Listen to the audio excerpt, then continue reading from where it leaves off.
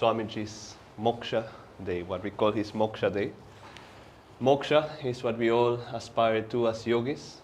It is freedom, final freedom really.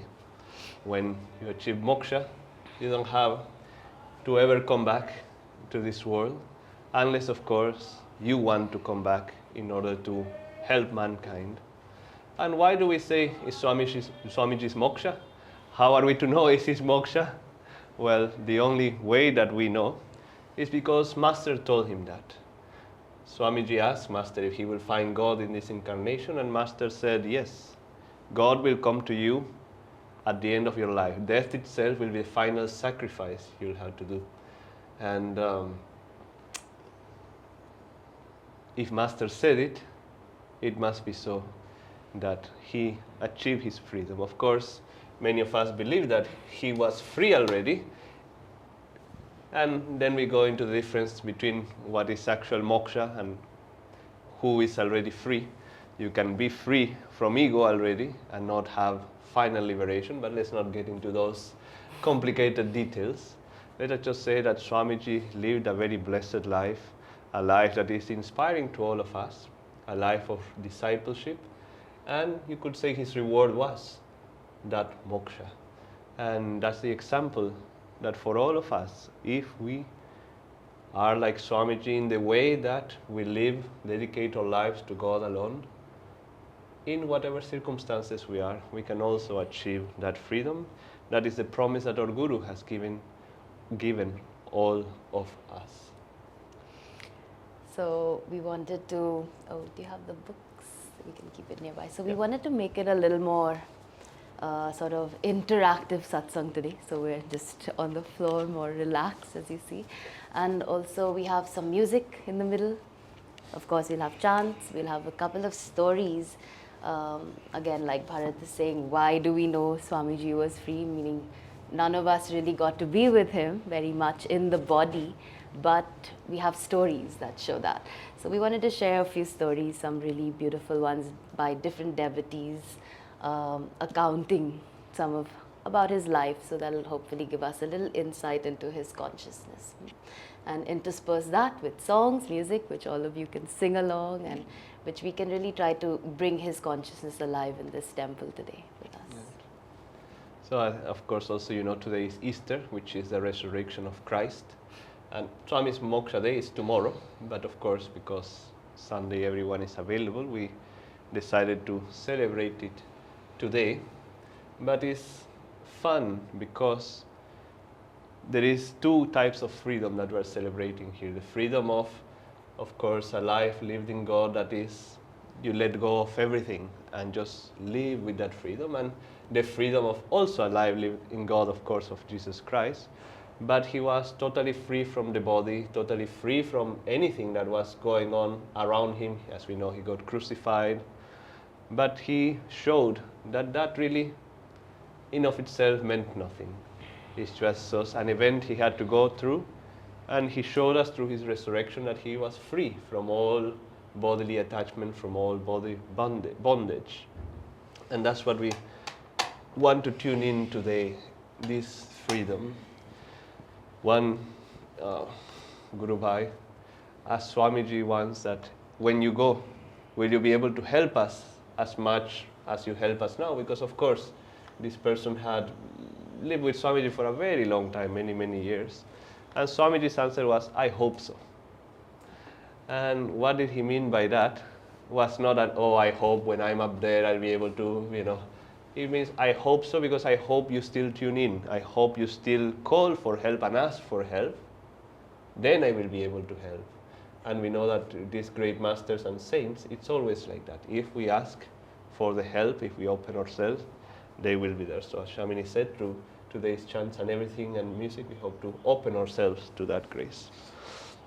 We'll start with one of Swamiji's chants, very simple, one of our favorite. Lord, I am thine, be thou mine, Prabhu mein tumhara.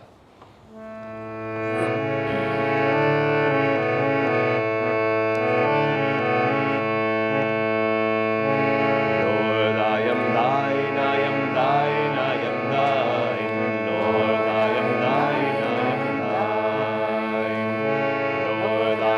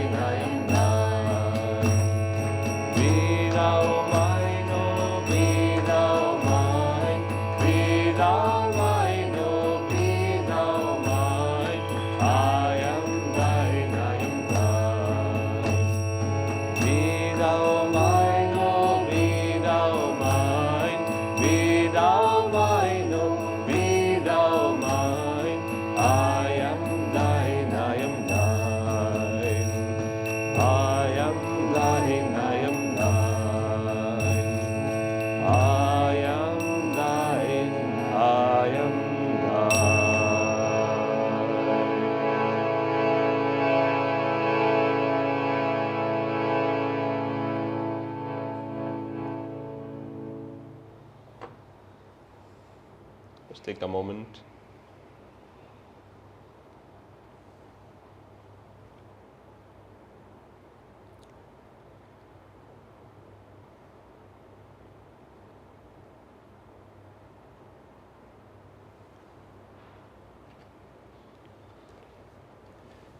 Let's just offer a prayer together.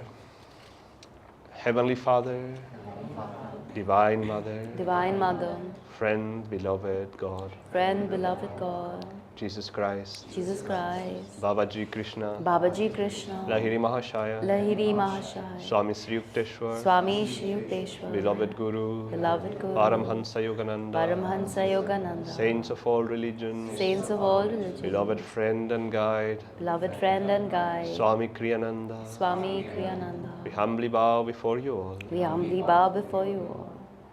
Beloved Swamiji, Beloved Swamiji, we thank you we thank you for the example of your life, for the example of your life, for the legacy that you have left, for the legacy you have left, for helping us for helping us to tune into Yogananda, to tune into Yogananda, into our higher self, into our higher self, that we may find that we may find the joy the joy that you have felt that you have felt in His presence. in His presence. Help us to mold our lives Help us to mold our lives for God alone, for God alone, always. always. Om. Om.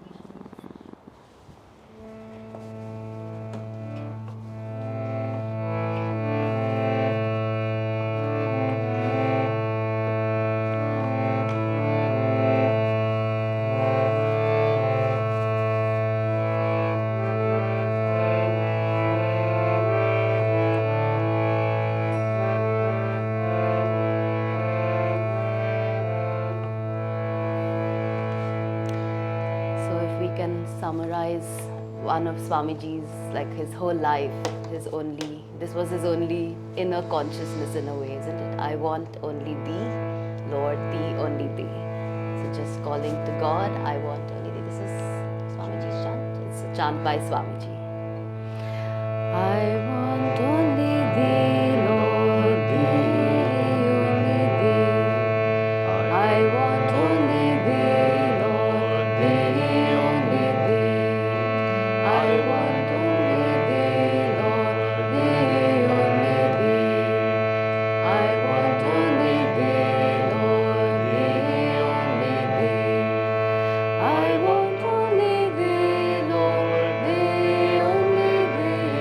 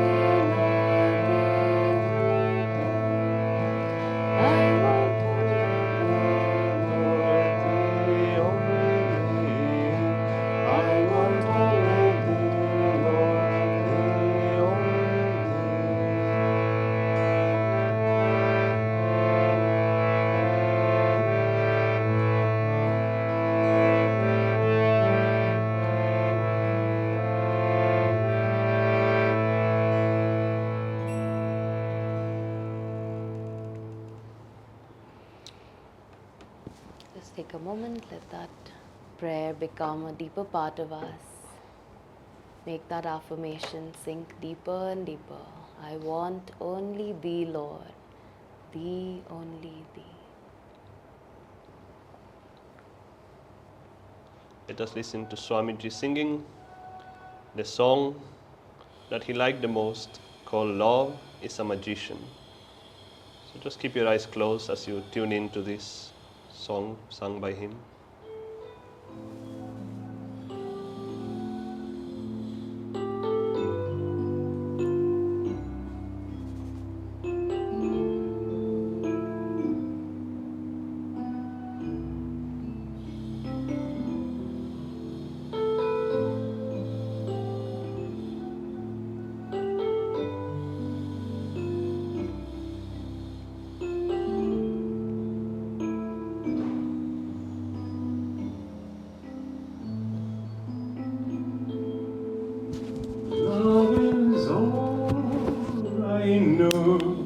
Sun rays on the snow of a winter long, in darkness without song. Oh, my heart's a fire, burning all desire. Only you remain, and life again.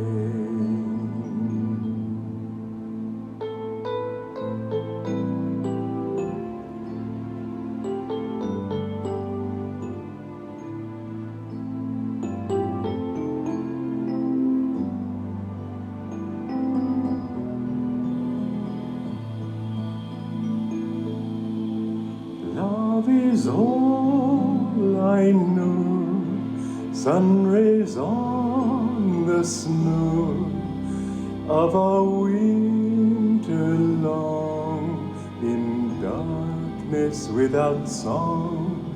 Oh, my heart's a fire, burning all desire. Only you remain, and life again. Too long I did stray, long lifetimes away, imagined you did not care. I know now your smile was mine all the while. I listened and love was there. I can't breathe for love. All the stars above call to me, come home. Life's waves all end in foam.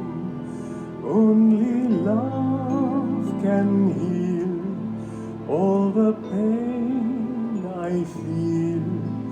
What a fool was I to turn away.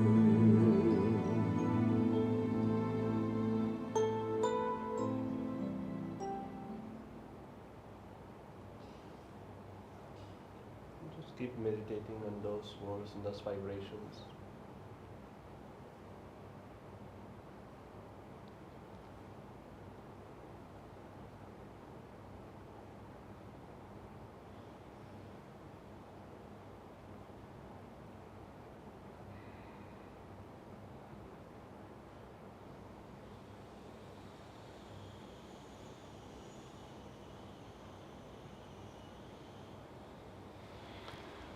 That song called Love is a Magician was Swamiji's favorite song. It was always special when he would sing it for all of us, but he could never finish the song because he would feel so much love that he would start weeping and he could never finish singing the song. So now, we thought we are going to sing a couple songs together. Now, my question is, who of you learned Cherish This? Raise your hand. No one. Let's pass this book around. So we'll sing it once through, but then you all join us.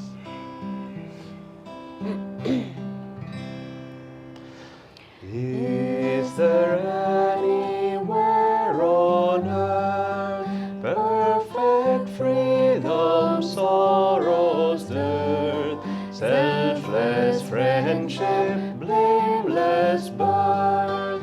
Cherish this, naught else has worth. Join us.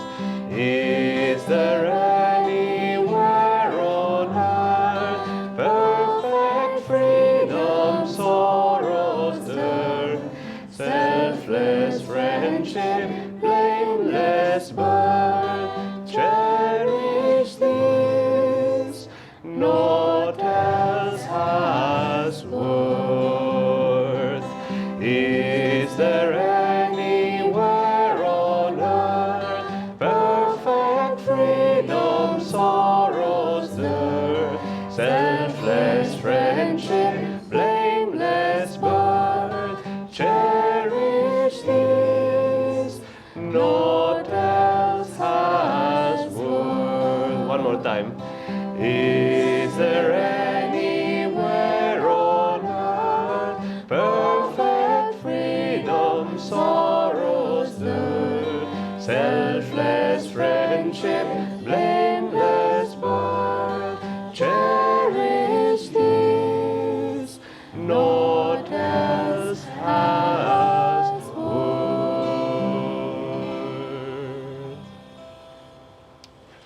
Well done, everyone. Now this next song, we will sing for you. You can tune in.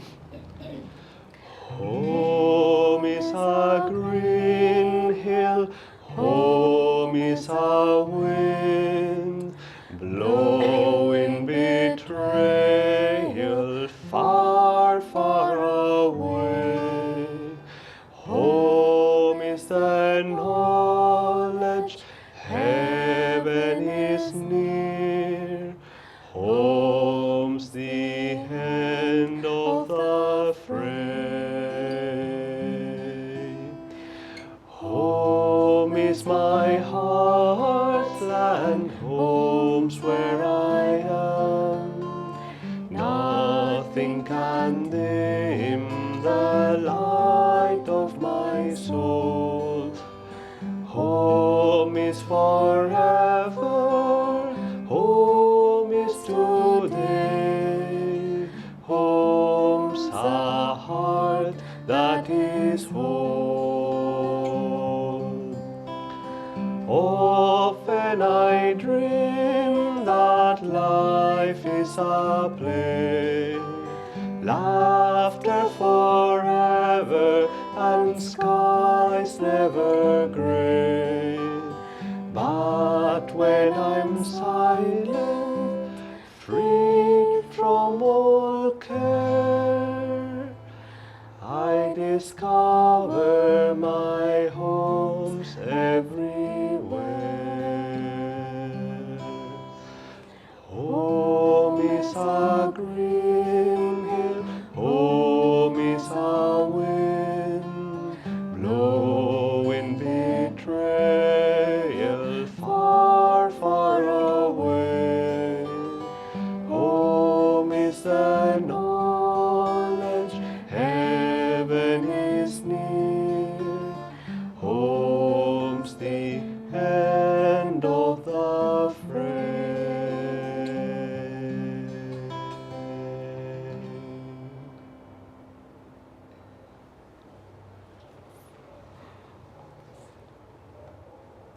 I will also share a few stories of Swamiji from this wonderful book, Swami Kriyananda, as we have known him.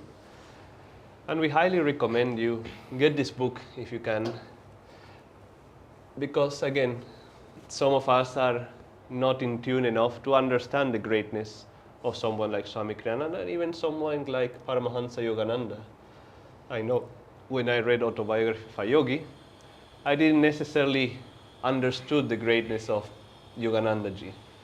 It was later on, when I read the book Conversations with Yogananda, that Swamiji wrote, sharing conversations between him or other disciples with Yogananda and stories, that I got to realize how great of a master he was. And this is the same. is people who were with Swami Kriyananda for many years or few years, and they share stories of how they were changed by him or how they saw him always in the light. So very highly recommend that you read this book. And I had to say it was instrumental for me as well, because although we were both blessed with being able to be with Swamiji for a couple of years, not too much in close proximity, but we did enough. I had to say I was very asleep, sometimes literally asleep, when he was there. I was certainly not mature enough to understand who he was. And whether I think that little bit of regret from the disciple will always be there, that, oh, if I only knew, at that time, how much I know now, or if I was as open as I was at that time. But of course, we all understand also that all these things happen for a reason. And also we understand that it really doesn't matter. Because I have to say, I really feel that Swami Kriyananda, thanks to Swamiji, I grown the most. I have learned the most, grown the most, opened myself the most to Master. Because his life was always that, showing us how to tune in to Master. Because everything he did, it was an offer to his Guru, and he never brought the attention to himself. Always said, he is the Guru, and in the end, God is the Guru. It's no one particular person. But it was really after Swamiji passed away that I was able to do all of this. Because when he was there, of course, I was very foolish and very immature and very asleep, as I said. But I'm sure I was able to receive some of what he had to give. But after he passed away, is when I really started to tune in. That I started to tune in, obviously, to the people who were there, who will talk about Swamiji, who will share about Swamiji as a channel of Master, but also on my own, listening to his talks, especially listening to his music and singing his music. Those are the things I think transform me the most. Yes, the books also. I'm not an avid reader like some other may be, but just listening to his voice somehow transformed me. Yes, he said many wonderful things. Yes, the philosophy he shared, sometimes I repeat myself, but just that consciousness behind his voice, I always felt that was what changed me. I encourage you all to listen to his music and to sing his music, as we do, and we will do some of that after the satsang as well. But it is very interesting to see the difference when he sings a song and when anybody else sings a song. It goes beyond just the beautiful voice. I think you all can agree he had a very beautiful song, When You Hear Love is a Magician. But even towards the end of his life, he had a beautiful voice, but he was old. He was 85, 86. And many notes he could not sing. He could not hear very well at that point, so sometimes he could not even sing the right notes, sometimes. So you could not say that the voice itself was beautiful, but still the freedom that he emanated with the voice, it was something else. I also recommend you, there is some chants of Swamiji on YouTube, not chants of Swamiji, but Swamiji singing the chants. And I love to look at them sometimes. Because yes, we know that these great saints are beyond the body, and we don't identify them with the body and all this nice philosophy that we share, but still we feel like the physical body says something and carries something. And I have noticed when I observe Swamiji chanting, you can not only feel but also see the devotion in him as he chants or as he sings. And for example, this particular chant, I Want Only Thee.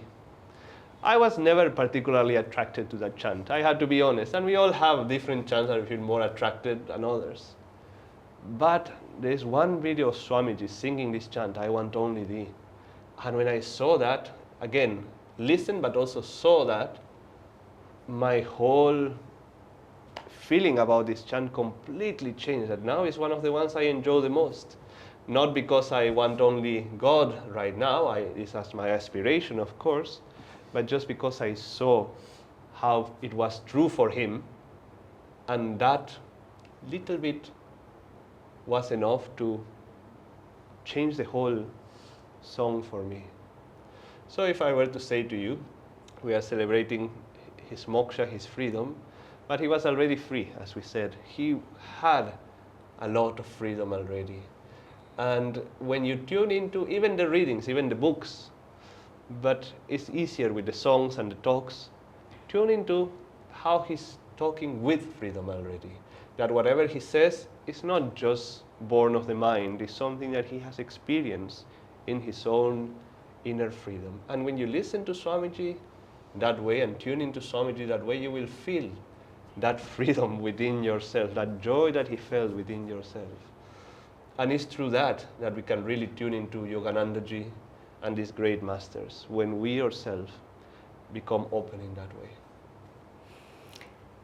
So, speaking of the books and the music, and the talks on YouTube, so there are many things. We all have, in the beginning we come right away. The How to Meditate class is very short, but in that right away we tell people, now sing this with us, sit up straight, do this technique. We don't give a lot of philosophy.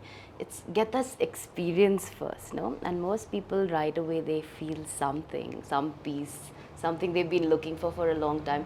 But it's very interesting because what they're really getting is the vibration of the masters, and if you get that and it touches the heart, even the way we process the books, even the way we process the teachings we're just more open, and so the first thing is to open us up. If you remember the story of Yogananda, when a disciple came and wanted Kriya or something, and he kept taking chocolates and putting it in his mouth like this, and the disciple was like, but I want Kriya, what is this? And he was trying to open him up so that he can then give him what, and then it'll actually have power. And so it's very interesting to think, that's why we wanted to do more music and sharing today, because Asha Naya Swami, who wrote this book, she is like probably one of our clearest speakers in Ananda. She has extreme clarity and a lot of heart in the way she conveys the teachings. Swamiji sent her out years ago and just threw her out, you might say, into Palo Alto, the very big city, and said, now share. And he would ask her, oh, what do people want to hear these days? Oh, really? How interesting. He would be she just had the liberty to go very early. And she says, and I recently heard this is very funny, that because she would spend like hour and a half, talking all the teachings, conveying with great clarity, and people would just be like, and then the singers would come on the stage and they would be like, in 2 minutes, what the music could do. She would spend hour and a half trying to convey that. And so she would always say, this is a little unfair that the musicians are able to accomplish so fast what I've tried to do. But it's just kind of like to find that balance. That's something we wanted to convey today with moksha, with this, how to connect to the masters, how to reach that road to freedom is a balance of the heart, but also knowing, you have to know the teachings very clearly. We can't just be like, anything flies, and tomorrow I'll just go there and read something. It's like, no, there are so many books, so many things from this path, but also open the heart, and learn this. So it's a very interesting balance. And so this book, she compiled, again, one more little funny trivia from Asha, she compiled different stories, again, by devotees, and she sat with them and she captured the essence of what they had experienced in Swamiji, and she tried to put it for us, very short stories. As Bharat was saying, you'll really love it. So if you want to know Swamiji, this is a great resource. And in this, she was saying pretty recently, like she was going on a road trip somewhere, I think for seclusion or something. Then she got in the car, she was driving, she realized, oh no, my music is not working. She would usually listen to something. So she happened to have this CD which had the audiobook of this, and that was still working in the car. So because of having nothing else of Swamiji, she put it in. And she was like, and I have to say without sounding anything, it's a really good book. I think speaking for this, she's like, I'm not giving myself any credit. Really, it's really touched her heart. So anyway, it was very sweet to hear that. So I took a couple of stories. The first one, this I thought you will enjoy very much. This is called a golden aura, basically. So this is from a devotee who says, the first time that they heard Swamiji speak was at a lecture in San Francisco. I was meditating with another group at the time, but some friends who had been to one of his lectures told me to go and hear him. I asked them, what did he talk about? They couldn't specifically remember, they just knew it had been a great talk. I went to the lecture and took a seat in the back of the hall. A couple of people made announcements, then Swamiji came out. When he started to speak, a golden aura began to fill the room. It looked like the angel hair you sometimes see on Christmas trees, only instead of white, this was a beautiful golden color. I watched as it wound itself around the hall until everyone was enveloped in it.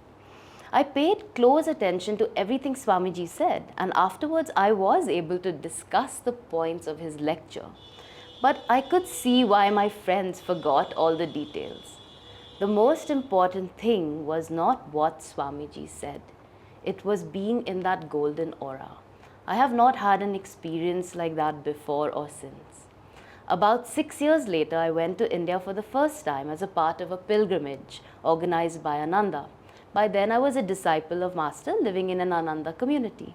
We went to Master's childhood home in Garpar Road in Kolkata. As I sat there feeling the vibration, it dawned on me that I recognized that vibration because I had experienced it before. I went back in memory trying to figure out how could I recognize something in a place I had never been, in a country I had never visited. Then it came to me. It was the same feeling I had had the first time I heard Swamiji speak. Swamiji has often said, I pray only to be a channel for Master. My experience says his prayer has been answered. So beautiful story, isn't it, of just, that was the first feeling, like from that itself. And it's interesting to think, like I think we've shared before, but in the end of Swamiji's life, he went around India to all the cities and he just gave talk after talk. Sometimes there were thousands, sometimes there were hundreds, whatever it was. But it was so clear because he was saying the same thing in every talk. So those who were following him around were like, what's going on here? The same story again, probably. But it was interesting to think because that's what he was doing. He would walk into the room and he would touch everybody and everyone would be included in that light of his. No? And so it didn't matter. And the only story he told was how I met my guru, Paramhansa Yogananda. And he kept telling it again and again, which in itself, if we meditate on that, is a very important moment. No? Because as we were saying, that was the key to moksha. I want only the Om Guru. No? Remember, Devarshiji was telling us right here a few months ago that somebody was getting blessed by Swamiji once. And all of a sudden they had access for some reason, something opened up, they had access into Swamiji's consciousness. And they could feel when, in that moment, the only thing that was there was Om Guru, Om Guru, Om Guru. Just that was vibrating, you know. And in that spirit, he just went out and just shared Guru with everybody, you know. And so many got enveloped in that aura. And it was such a nice perception from this devotee, no? To just be in that aura was everything. The rest of it, who cares what he was saying, what was happening, that was important too. But the most important was they got changed from the inside, no? As all of us did. One more. Yeah, after a song. Okay. So now one more song. Now this song, Swamiji composed it after someone spent a whole hour criticizing him. Somebody who wanted to leave the community, but before he left the community, he went to Swami's house to criticize him and tell him how everything he did was horrible and meaningless. And Swamiji knew that there was nothing he could say, so he just listened quietly. And then when the man finished, he just thanked him, and the man went, probably not knowing, not realizing that, not getting the result that he wanted from Swamiji, probably, the reaction. And Swamiji, right after that, went to his piano and composed this song. It's a very beautiful song, I Live Without Fear.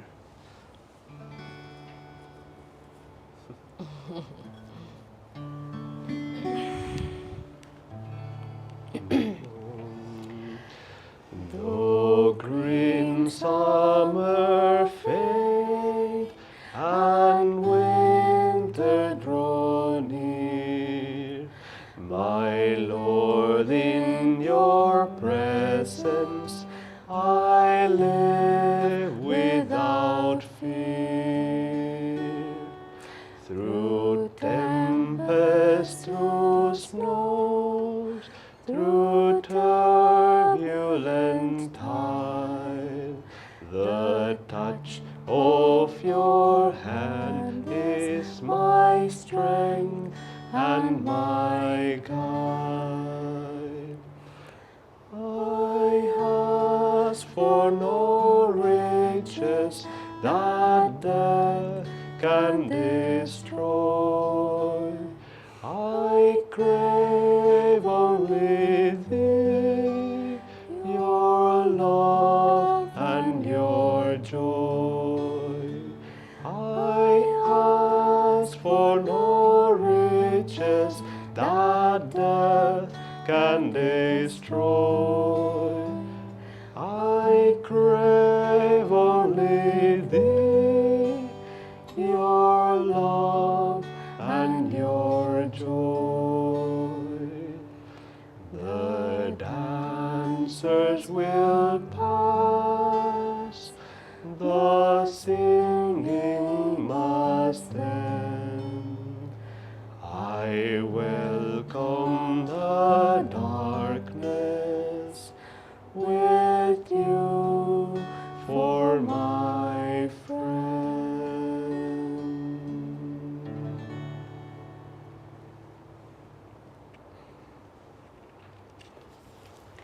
So that takes us into, in that spirit, another story. This is a shorter one. This is from an Ananda devotee again.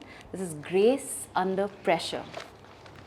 So this devotee had been in Ananda only for a few months and was helping in the retreat kitchen chopping vegetables. Usually we listen to chants, but this time we had the radio on because Swamiji was being interviewed in a Sacramento station. The interviewer was quite unpleasant, so rude and aggressive. I began to feel quite upset. Then I realized, Swamiji is not upset. No matter how the interviewer treated him, Swamiji responded in the same thoughtful, kind and gracious manner. And gradually the whole tone of the interview changed. By the end, the radio man was completely won over. Now he was cordial and respectful. If I hadn't heard the whole show, I wouldn't have believed it was the same person. It won me too. I was new at Ananda and still making up my mind. Swamiji's kindness and grace under pressure made a deep impression on me. That's the kind of person I want to be. Soon after, I made the decision to commit my life to this path.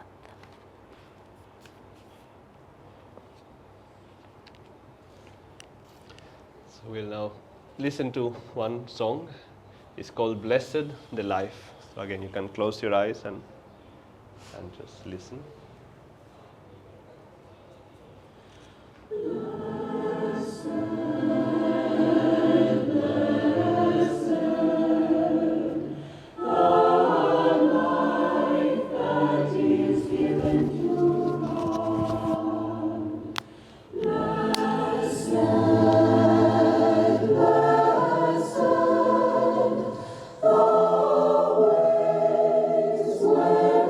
Feet have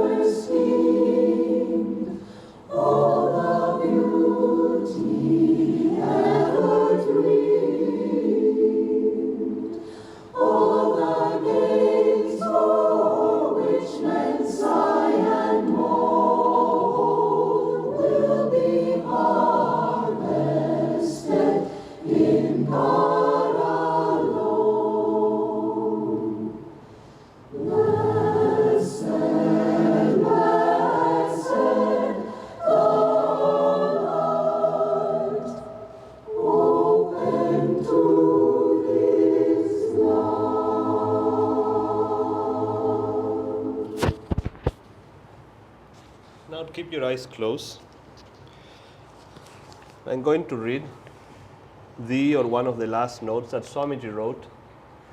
It was in the occasion of Easter, and today is Easter.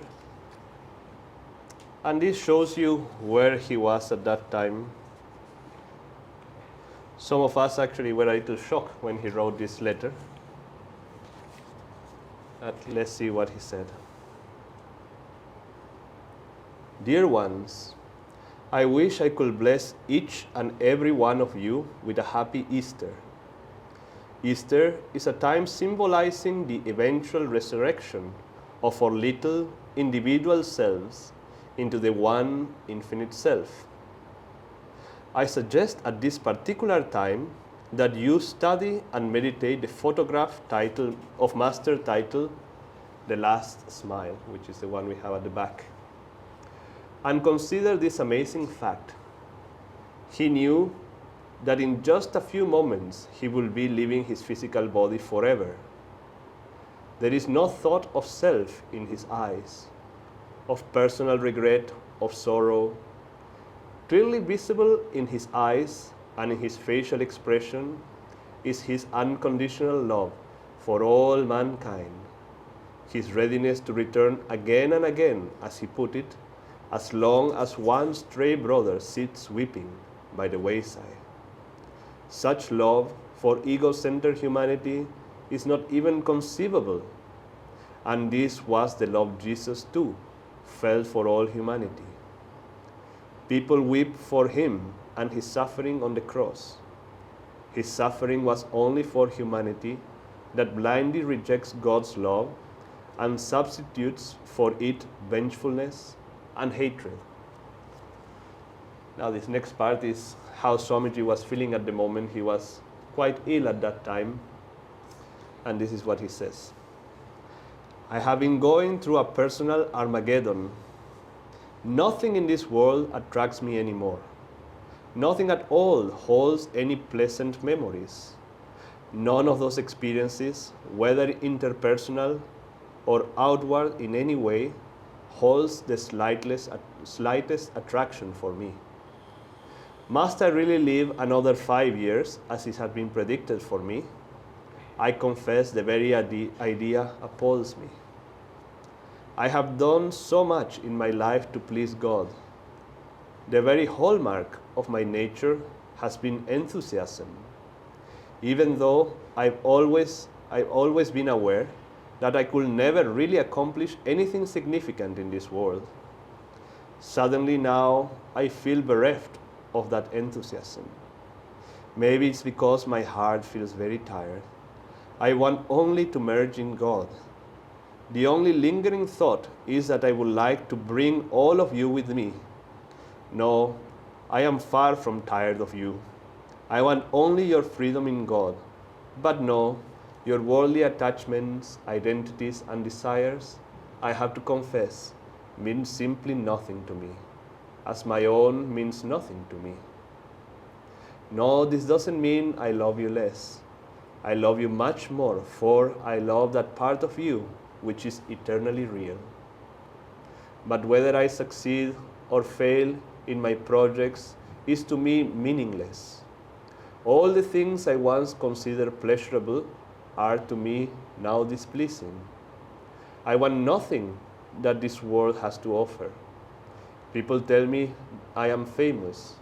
That phrase to me also is meaningless. People often marvel at all I have been able to accomplish in this life. To me, it all seems only dust. If we must resurrect our souls, let it be from the delusion that anything in this cosmic dream holds some worthwhile reality for us. We are children of God. That is our sole reality. Love, Swami. And I think that really shows you what he was going through. Not necessarily that he was feeling very sick or bad. He was just at the very end of his life. Master was just removing certain things from him, and really he was expressing to all of us that Even though, yes, he was very personal to everyone, very friendly towards everyone, he was doing it in a way, in a very impersonal way, and that he was not interested about people's attachments, desires, and all that. All he wanted was to help us as channels of Master, as a channel of Master, to find freedom as well. And for those of you who may not know, because he refers in this, he had a Brigu and Agastya reading that basically said that he will live it until 91 or something like that. And he was always saying that he didn't want to live that long, except if Master wanted him. If Master wanted him to be useful, he was happy.